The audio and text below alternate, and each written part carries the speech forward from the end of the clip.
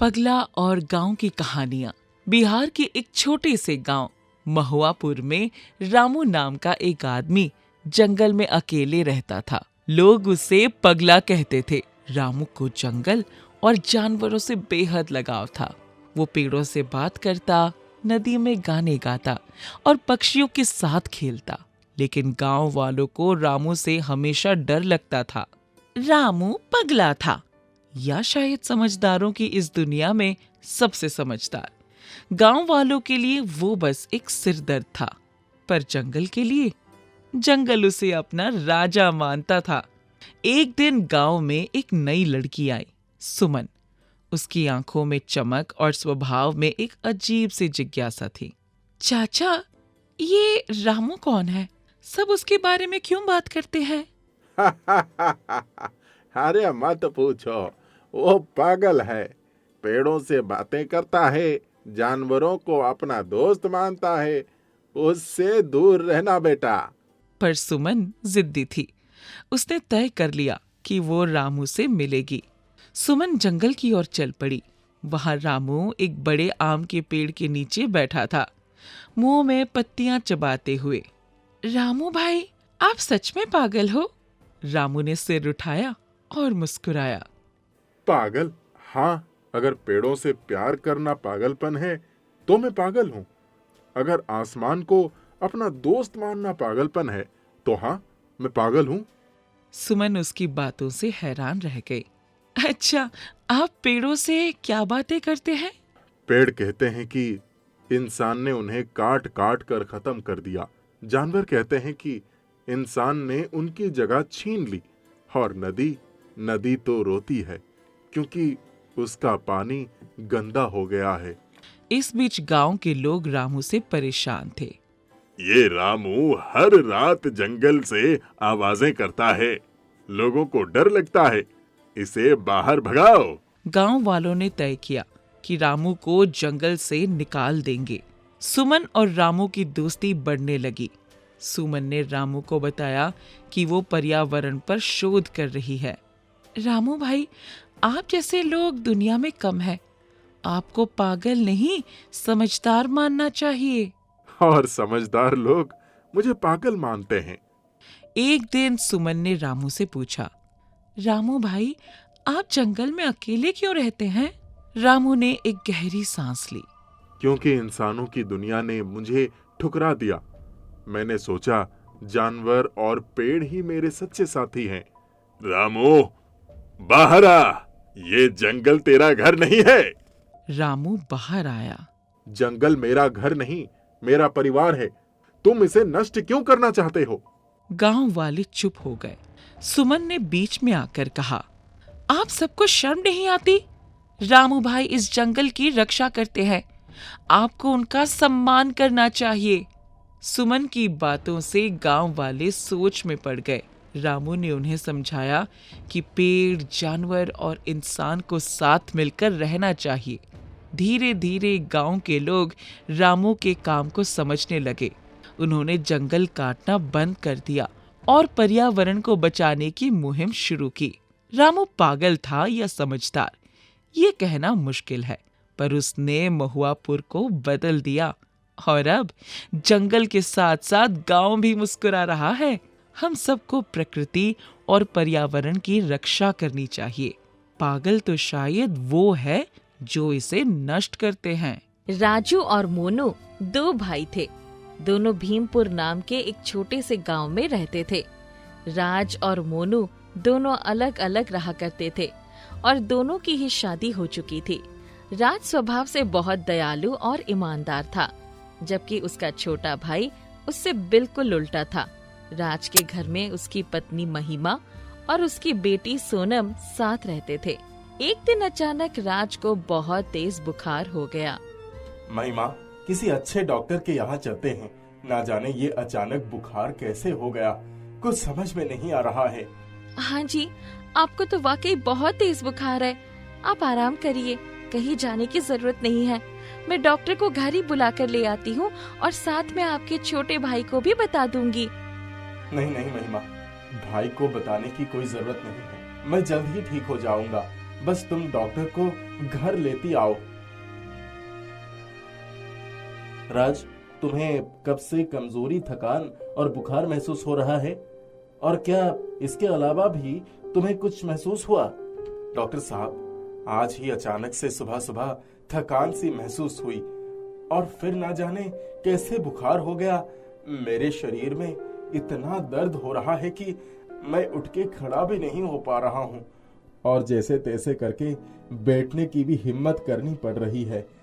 मानो जैसे शरीर में जान ही नहीं है। ठीक है, मैं कुछ दवाई और जांच लिख रहा हूँ। आप ये सब करवा के और 1 हफ्ते के ही बाद दवाई खाकर मुझे बताइएगा।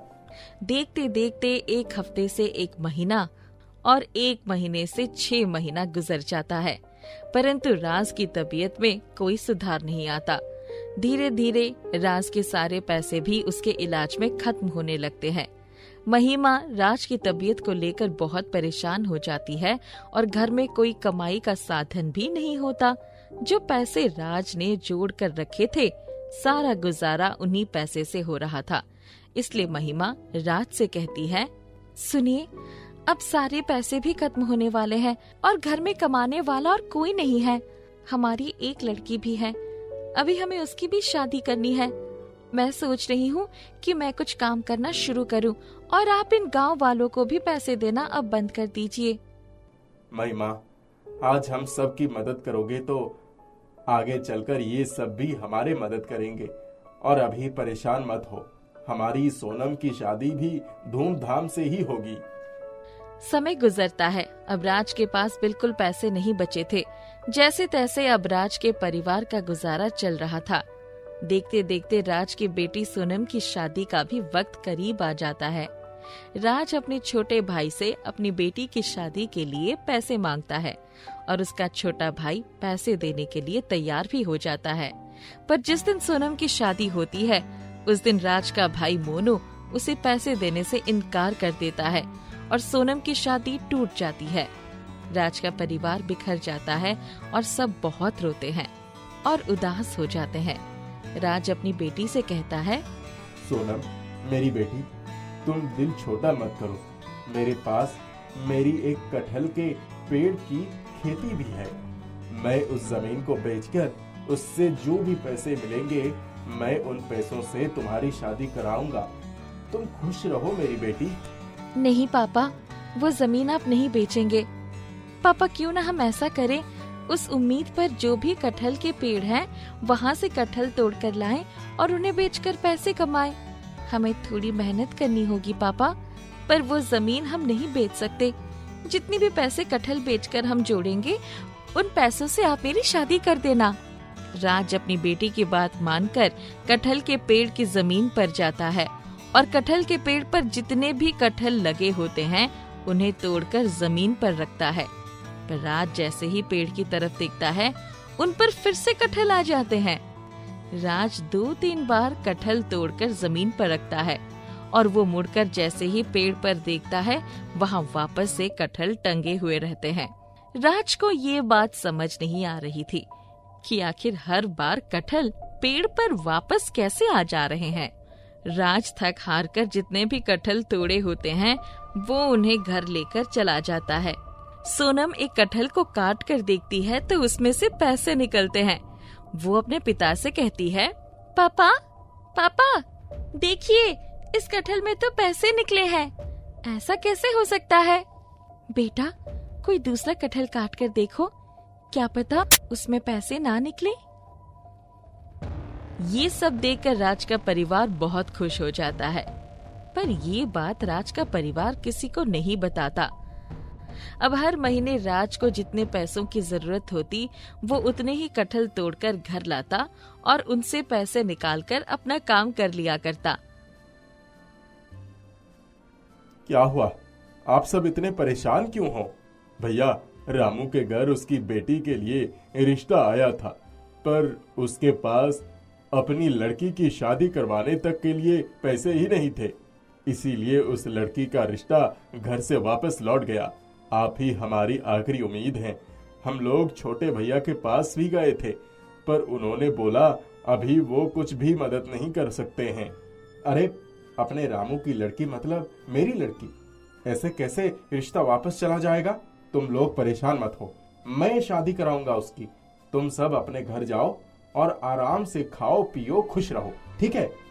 राजू रामू की लड़की की शादी के लिए उसे पैसे देता है और उसकी लड़की की शादी भी धूमधाम से होती है। राज की तबीयत कुछ ठीक नहीं थी। राज दवाइयाँ तो खाता था पर उससे कुछ भी ठीक नहीं हो पा रहा था। एक दिन महिमा जादुई कटहल की सब्जी बनाती है जिसे खाकर राज बिल्कुल ठीक हो जाता है। राज महिमा से कहता है, महिमा, इस कटहल में तो जादू है, मुझे बिल्कुल भी कमजोरी नहीं लग रही है और मुझे तो ऐसा महसूस हो रहा है कि जैसे मैं एक नौजवान इंसान हूँ, बिल्कुल फिट और तंदुरुस्त। मुझे तो पता था ये कोई मामूली कटहल नहीं है, ये एक जादुई कटहल के पैसे का पेड़ है। आपको पता है, एक बार रसोई में काम करते वक्त मेरा हाथ जल गया था और मैंने इस कटहल को जैसे ही अपने हाथ में उठाया, मेरा जला हुआ हाथ भी ठीक हो गया। माँ और पापा, मुझे आप दोनों को एक बात बतानी है। मैंने कटहल काटा था और उसमें से पैसे निकलना भूल गई थी और उसे मैंने ढक कर रख दिया था और जब आज सुबह मैंने उस कटहल को देखा तो वो पैसे दोगुना हो गए थे। राज और उसके परिवार को ये बात समझ आ गई थी कि वो जादुई कटहल के पैसे का पेड़ है और अब उन्हें किसी चीज की कमी नहीं थी। कटहल पैसे तो देता था, साथ ही साथ छोटी मोटी बीमारियों को भी दूर कर देता था। राज फिर से गांव के लोगों की मदद करने लगता है और अब तो वो लोगों को कटहल खिलाकर उनकी बीमारियां भी दूर कर देता था। ये सब बात जब राज के छोटे भाई मोनू और उसकी पत्नी रानी को पता चलती है तो वो सच में पड़ जाता है कि कटहल की खेती से इतने पैसे कभी नहीं आ सकते। तो आखिर राज के पास ये पैसे कहाँ से आ रहे हैं? सुनिए, मैं तो कहती हूँ आप भाई साहब के खेत जाकर वहाँ से सारे कटहल तोड़ लीजिए, फिर देखते हैं ये लोग क्या करेंगे। सही कह रही हो रानी, मैं आज ही जाकर ये काम करता हूँ और मैं सारे पेड़ में भी आग लगा दूंगा। सोनू अपने भाई के कटहल के पेड़ की जमीन पर पहुँच जाता है और वहाँ से कटहल तोड़ने लगता है।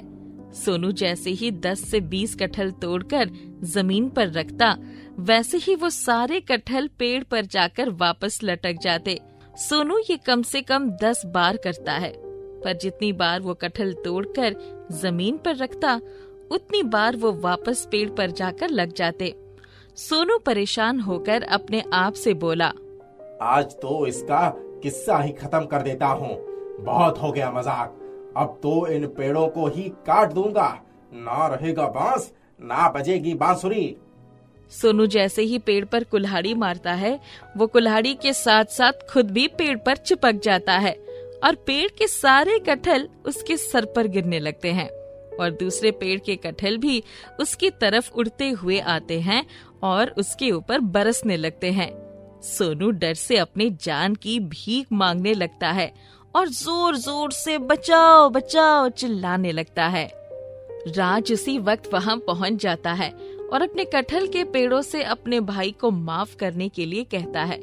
कटहल के पेड़ राज की बात मानकर उसे छोड़ देते हैं। सोनू राज से कहता है, बड़े भैया मुझे माफ कर दीजिए, मुझसे बहुत बड़ी गलती हो गई, मैं अब सब समझ गया हूँ और मैं कभी ऐसी गलती नहीं करूँगा। राज अपने छोटे भाई को माफ कर देता है और उसकी चोट पर कटहल को काटकर लगाता, जिससे उसके भाई की चोट कुछ ही पल में बिल्कुल ठीक हो जाती है।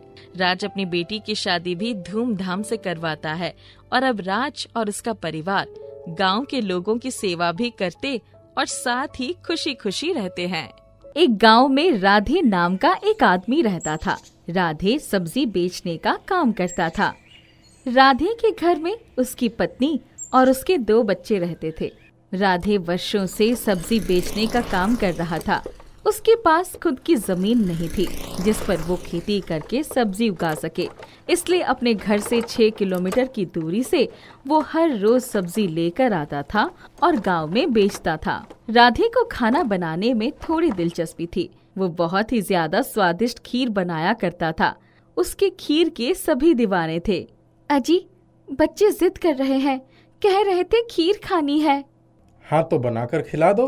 नहीं, उन्हें आपके हाथों की ही खीर खाना है। अच्छा ठीक है, मैं ही बना दूंगा। वैसे खीर बनाना तो मुझे मेरी दादी ने सिखाया था, वो मुझे याद है। हाँ, आप तो स्वादिष्ट खीर बनाते हैं। अच्छा ठीक है, ये खीर तो बनता रहेगा। ममता, मैं निकलता हूँ, सब्जी लेकर आता हूँ, जल्द ही फिर बेचने जाऊंगा। राधे कपिल नाम का एक आदमी के पास सब्जी लिया करता था। कपिल सस्ते दाम पर सब्जी देता था। राधे उसे गांव लाकर थोड़ा महंगा बेचता था, जिससे वो थोड़ा मुनाफा कमा सके। कपिल भैया, सब्जी दे दीजिए, जल्द ही सब्जी लेकर निकलता हूँ। ग्राहक के आने से पहले मैं दुकान लगा लूंगा। अरे हाँ हाँ, थोड़ा इंतजार करो, अभी कुछ सब्जी तोड़ना बचा है। जी भैया, थोड़ा जल्दी करिए। राधे के पास एक रिक्शा था। राधे उसी रिक्शा पर सब्जी लेकर आया करता था। हाँ हो गया, ले जाओ सब्जी, जो भी हिसाब है वो मैं कल कर दूंगा। अरे हाँ ठीक है। राधे रिक्शा पर सब्जी की बोरियां लाद देता है और रिक्शा चलाकर गांव आता है। ए छोटू, जल्दी आ, मदद कर मेरी इसे उतारने में। जी भैया, अभी आया। हाँ थोड़ा जल्दी जल्दी चला, इतना वक्त नहीं है हमारे पास। राधे सब्जी बेचने लगता है। उसकी सब्जियां सही दाम पर अच्छी मिल जाती थी, इसलिए अक्सर ग्राहक राधे के पास से ही सब्जी लिया करते थे। छोटू, सब कुछ समेट दे, सारी सब्जियां तो बिक गई हैं, अब मैं घर जाता हूँ। जी ठीक है, मैं सब कुछ सही से साफ कर दूंगा, आप जाइए। राधे घर आता है, तब उसकी पत्नी ममता उसके लिए खाना लगाती है। ये लीजिए, एक और रोटी खा लीजिए। अरे नहीं नहीं, बस ममता, आज तो बहुत खा लिया, इतना काफी है। जी ठीक है। राधे खाना खाकर सोने आता है। तभी ममता कहती है, बच्चों के लिए कुछ नए कपड़े खरीदने हैं, उनके कपड़े फट गए हैं और एक भी ढंग का कपड़ा नहीं बचा। हाँ ममता, ठीक है, बच्चों के लिए नए कपड़े खरीद दूंगा, अभी कुछ समय रुक जाओ। खर्च इतना है जिस वजह से पैसे ही नहीं बच रहे हैं। जैसे ही पैसे बचते हैं मैं बच्चों के लिए नए कपड़े खरीद दूंगा, साथ ही तुम्हारे लिए भी नए कपड़े खरीद दूंगा, ठीक है? हाँ हाँ, कोई बात नहीं। राधे पैसे बहुत सोच समझकर खर्च करता था और खुद के ऊपर कभी भी फिजूल खर्च नहीं करता था। गांव में गज्जू भाई आता है। गज्जू भाई बहुत ही ज्यादा खतरनाक था। उसके इर्द गिर्द उसने कई आदमियों को रखा हुआ था। सभी लोग गज्जू भाई से बहुत डरते थे। अरे अरे, रास्ता खाली कर दो, गज्जू भाई अपने आदमियों के साथ आ रहे हैं, हटो सभी सामने से। वाह क्या बात है, ये पपीता तो बहुत स्वादिष्ट लग रहा है, ले लो इस पपीते को। गज्जू भाई के आदमी वो पपीता उठा लेते हैं। वो दुकानदार चुपचाप सब देखता है, मगर एक शब्द भी नहीं बोलता है। ऐसे ही लगातार कई दिनों तक चलता है। फिर एक दिन गज्जू भाई अपने आदमियों के साथ राधे की दुकान के पास पहुंचते हैं।